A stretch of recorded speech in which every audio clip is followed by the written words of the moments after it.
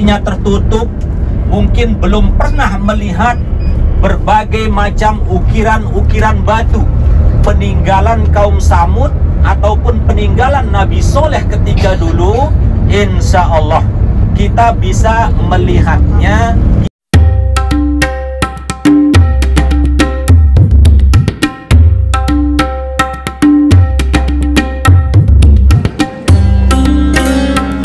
Wa kunna lahu muqrinin wa inna ila rabbina lamunqalibun. Allahumma inna nas'aluka fi safarina hadza albirra wat taqwa wa minal amali ma tarda. Allahumma awwin alaina safarana wa atwi anna bu'dahu. Allahumma anta sahibu bis safari wal khalifatu fil ahli. Allahumma inni a'udzu bika min wa'sa'is safari wa ka'abatil manzari fil mali wal ahli wal waladi. Bismillahi tawakkaltu 'ala Allah la hawla wala quwwata illa billah walhamdulillahi rabbil alamin. Al-Fatihah. Kan jamaah umroh. Nah, oleh sebab itu jamaah umroh kita pun dari Indonesia bisa langsung mendaftarkan diri melalui Travel Armadinatur. Sebab Travel Armadinatur sudah mempunyai perwakilan di seluruh Indonesia. Ya, yang tentunya kalau dari Lombok memang pusatnya di sana. Ya, tentunya cabangnya juga ataupun perwakilannya juga banyak. Di Kepulauan Jawa misalnya juga banyak perwakilan-perwakilan kita, ataupun di Kalimantan juga ada perwakilan kita, di Kepulauan Sulawesi ataupun di Kepulauan Sumatera juga ada, dari Padang, dari Palembang ataupun yang lainnya ya. Nah, oleh sebab itu saudara-saudara yang bersama saudara-saudara sekarang ini di Travel Armadinatur ini bukan hanya travel labelnya saja Armadinatur, tetapi itu sudah aktif ataupun sudah mempunyai izin dari pemerintah Indonesia untuk mengeluarkan visa, baik itu visa umroh ataupun untuk hajinya nanti. Nah, oleh sebab itu sekali lagi sekiranya saudara-saudara kita mungkin ada yang mau berangkat umroh ataupun berhaji, insya Allah kami di Travel Armadinatur selalu siap untuk melayani, untuk mendampingi, dan insya Allah akan memberikan yang terbaik untuk para tetamu Allah, para jamaah umroh ataupun jamaah haji kita. Dan alhamdulillah juga di tahun kemarin kita di Armadinatur sudah memberangkatkan jamaah haji sebanyak kurang lebih 300 jamaah.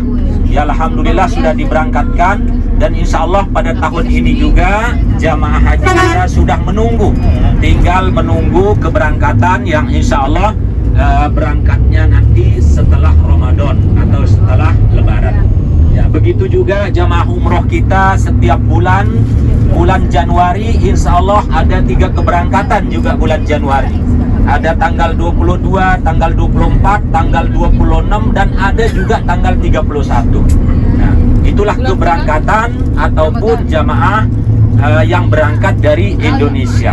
Nah, dan alhamdulillah juga jamaah-jamaah kita ataupun saudara-saudara kita yang berada di lingkungan Arab Saudi ataupun di kota Jeddah yang wabil khususnya, alhamdulillah ya, kita semua mudah-mudahan ya dengan keaktifan kita dari sejak beberapa tahun yang dulu, insya Allah mudah-mudahan kita akan selalu aktif nanti.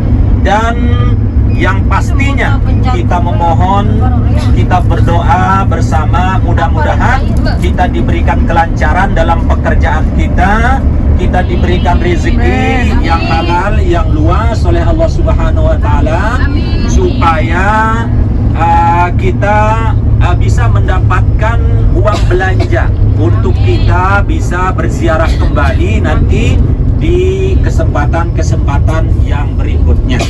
Dan ada yang pernah pergi ke Madain Soleh? Pernah. Halo? Masih sama Ustadz Ubay. Kalau kita lihat dari segi arti dan makna dari Madain Soleh itu, apa artinya kira-kira? Tempatnya orang soleh. Madain Soleh itu kan sebenarnya artinya kota soleh, ya. Kota soleh sebenarnya artinya. Kenapa disebut dengan sama seperti Madinatul Rasul, yaitu kotanya Rasul. Nah, kalau Madain Soleh itu sebenarnya artinya, maknanya itu kota soleh.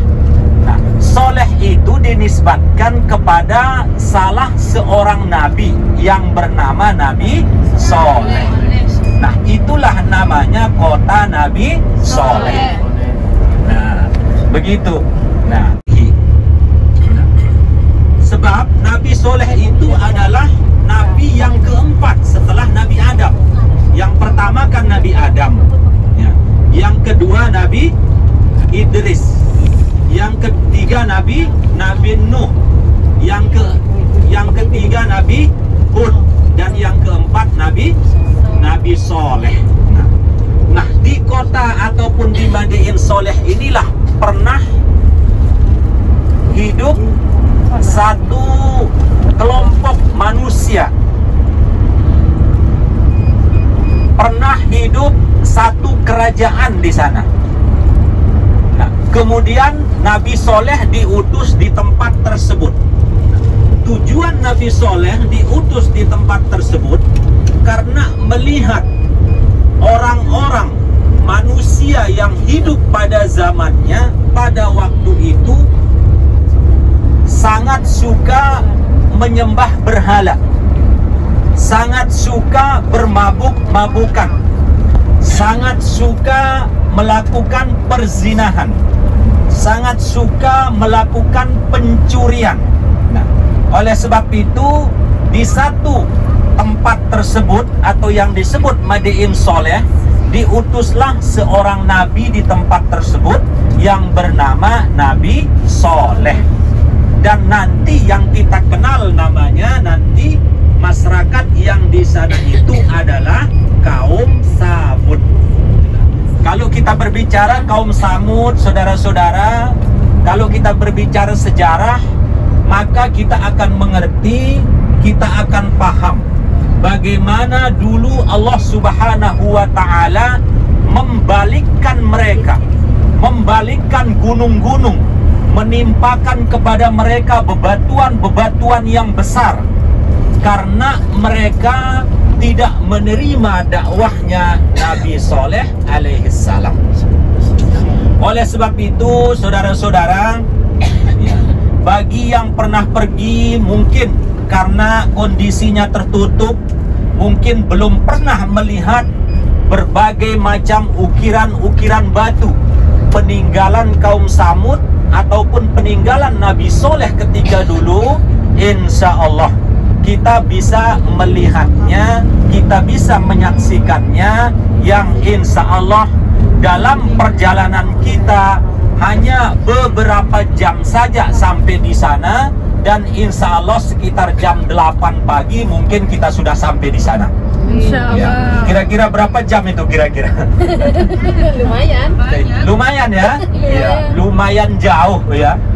Karena memang ya Madain Soleh itu cukup jauh kalau kita lihat dari petanya, saudara-saudara, Madain Soleh itu tidak jauh dari perbatasan Yordania sebenarnya.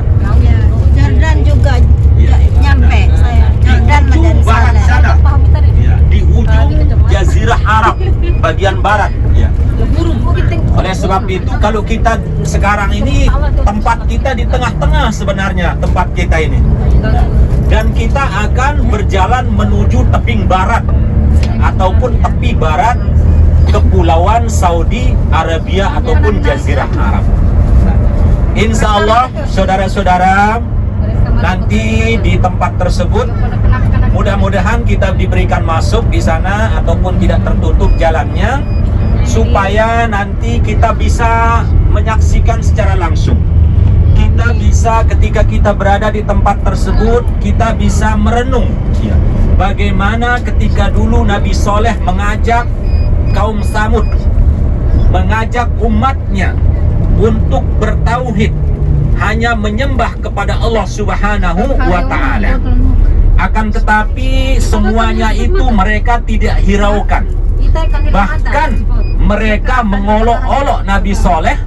Bahkan ketika mereka diajarkan bertauhid oleh Nabi Soleh, mereka menganggap itu hanyalah sihir belaka. Nah, oleh sebab itu, saudara-saudara, dengan akhir dari kesabarannya Nabi Soleh terpaksa dia meminta, dia memohon kepada Allah Subhanahu wa Ta'ala supaya umat itu diazab oleh Allah Subhanahu wa Ta'ala seperti Allah Subhanahu wa Ta'ala mengazab kaum Ad dulu. Iya. Karena sebenarnya mereka sudah tahu tentang sejarah-sejarah kaum Ad. Iya. Bagaimana kaum Ad dibinasakan oleh Allah Subhanahu wa Ta'ala. Akan tetapi mereka lupa ataupun mereka sengaja melupakan tentang sejarah atau peristiwa-peristiwa yang pernah terjadi sebelum mereka.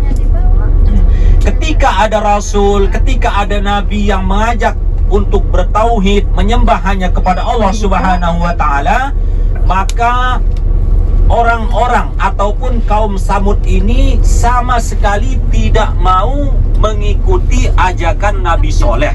Hanya sebagian kecil saja yang mau mengikuti ajakan Nabi Soleh ketika itu. Bahkan mereka menguji tentang kemujizatannya Nabi Soleh ketika itu. Dalam istilah bahasa kita, saudara-saudara, wahai Soleh, sekiranya engkau ini benar-benar seorang utusan, sekiranya engkau ini benar-benar seorang nabi,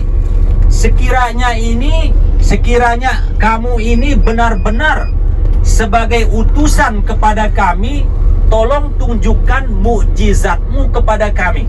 Itu bahasa mereka. Nah, oleh sebab itu ketika itu Nabi Soleh langsung memohon kepada Allah Subhanahu wa Ta'ala. Tujuan Nabi Soleh untuk memohon supaya apa yang diinginkan oleh umat itu ketika dulu, supaya mereka cepat-cepat bertaubat dan bertauhid kepada Allah Subhanahu wa Ta'ala. Sehingga Nabi Soleh ketika itu langsung memohon dan berdoa. Nah, ketika Nabi Soleh berdoa, muncullah seekor betina, unta betina yang sedang hamil. Lalu melahirkan anak-anaknya, dan anak-anaknya itu menjadi banyak.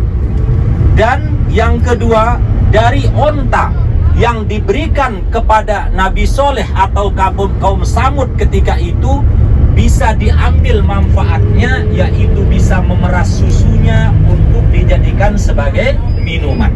Nah, akan tetapi apa yang terjadi? Kaum Samud ketika itu, saudara-saudara, menganggap bahwa apa yang diberikan oleh Allah Subhanahu wa Ta'ala kepada mereka, apa yang didoakan oleh Nabi Soleh kepada mereka, sehingga bisa menciptakan atau menghadirkan onta-onta yang subur dengan air susunya mereka anggap sebagai sihir. Bahkan ada 1-2 orang saja yang mengikuti dakwahnya Nabi Soleh ketika itu. Bahkan yang lucunya, saudara-saudara, orang-orang ataupun kaum Samud ketika itu bahkan membunuh onta-onta betina yang dihadirkan untuk mereka. Sehingga onta-onta yang diberikan kepada mereka itu semuanya dibunuh oleh kaum Samud. Sehingga tidak ada satupun yang tersisa kepada mereka. Oleh sebab itu, saudara-saudara, dengan akhir kesabarannya Nabi Soleh pada akhirnya memohon kepada Allah Subhanahu wa Ta'ala supaya umat itu diazab oleh Allah Subhanahu wa Ta'ala. Sehingga pada suatu ketika mereka sedang tidur, ketika dia bangun tidur, tiba-tiba mukanya menjadi pucat. Nah, hari yang kedua tiba-tiba mereka bangun tidur, wajahnya menjadi kekuning-kuningan. Dan hari-hari berikutnya wajah mereka menjadi merah. Sehingga hari-hari berikutnya wajah mereka berubah menjadi hitam. Nah, ketika wajah-wajah mereka menjadi hitam, maka Nabi Soleh serta beberapa pengikutnya segera meninggalkan yang disebut dengan Madain Soleh. Segera meninggalkan tempat tersebut. Karena apa? Karena azab Allah akan segera turun untuk mereka. Nah, ketika Nabi Soleh sudah jauh dari tempat tersebut, maka segeralah Allah Subhanahu wa Ta'ala menurunkan azabnya, menimpakan kepada mereka batu-batu yang besar dari pegunungan-pegunungan yang ada di tempat tersebut. Sehingga batu-batu terjungkir balik, yang bawah jadi atas dan yang atas jadi ke bawah. Oleh sebab itu, saudara-saudara, kaum Samud ketika itu sehingga ditimpa dengan batu-batuan yang begitu besar, dengan gunung-gunung yang diterbangkan oleh Allah Subhanahu wa Ta'ala, maka terkuburlah kaum Samud di tempat tersebut. Sehingga gunung-gunung ataupun bebatuan-bebatuan yang ada di tempat tersebut tersisa hanya sedikit di antara banyaknya bebatuan yang ada di tempat tersebut. Nah, sisa-sisa itulah nanti yang akan bisa kita saksikan, yang bisa kita lihat secara langsung bagaimana indahnya, bagaimana ukiran-ukiran bebatuan yang ada di tempat tersebut.